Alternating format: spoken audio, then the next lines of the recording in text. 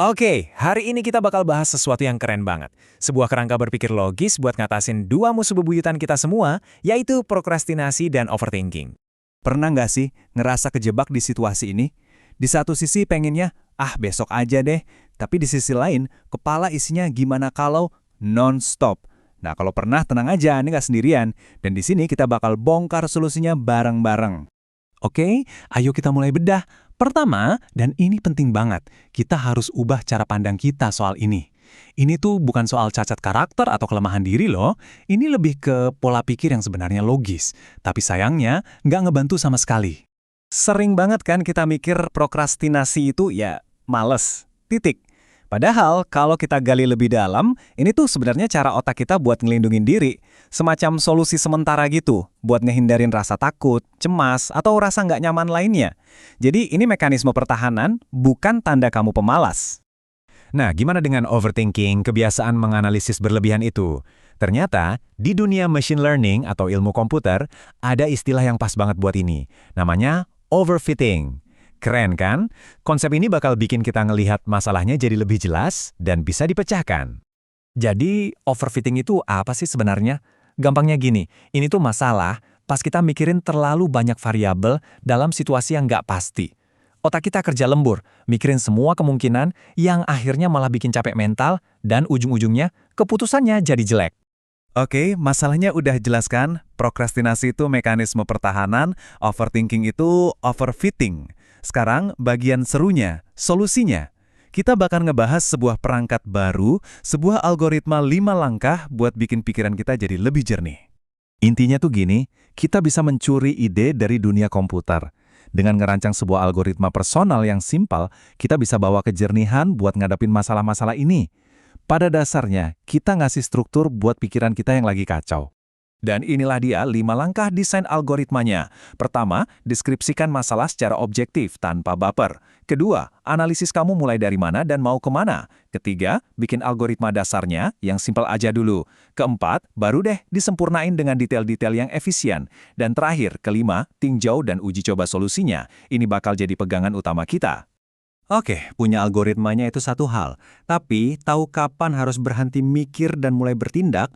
Nah, itu tantangan lainnya.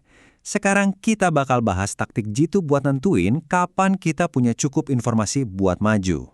Coba lihat angka ini, 37%. Kelihatannya acak ya, tapi jangan salah. Angka ini adalah kunci matematis buat bikin keputusan lebih baik dan lebih cepat. Penasaran kan? Ini apa? Ini dia namanya optimal stopping atau aturan 37%. Gini cara kerjanya. Aturan ini bilang, cara paling efisien buat milih yang terbaik adalah dengan nge-review 37% pilihan pertama. Setelah itu, langsung ambil pilihan berikutnya yang lebih bagus dari semua yang udah kamu lihat sebelumnya. Simpel kan? Dan ini bukan cuma omong kosong loh. Data bener-bener nunjukin kalau aturan 37% ini adalah strategi paling jitu. Nggak peduli kamu punya 10 kandidat atau 100, aturan ini ngasih peluang sukses paling tinggi. Ini bener-bener titik keseimbangan antara cari info sama ambil keputusan. Biar lebih kebayang, kita sebut aja ini aturan lihat dulu baru lompat. Gini prakteknya.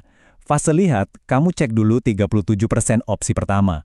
Misalnya, kamar-kamar di rumah sewaan tanpa komitmen.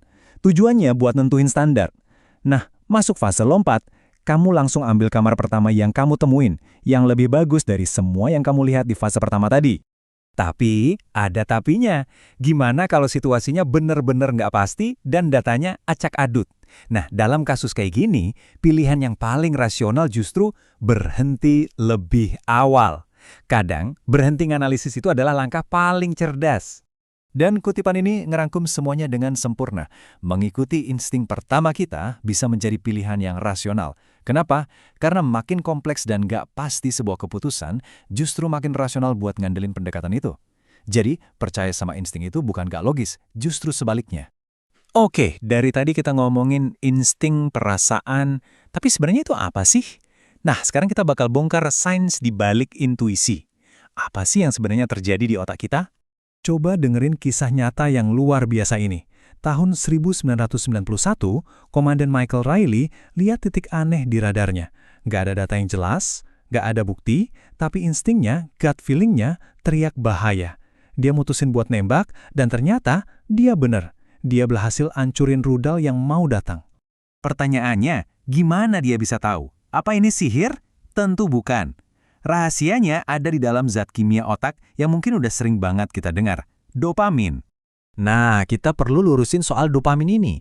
Ini bukan sekedar zat kimia bahagia. Fungsi utamanya jauh lebih keren dari itu. Neuron dopamin itu sebenarnya adalah neuron prediksi. Mereka aktif bukan saat kita dapat hadiah, tapi saat kita mengantisipasi bakal dapat hadiah. Ini kuncinya. Jadi, gimana dopamin ngelatih intuisi kita? Gini sistemnya.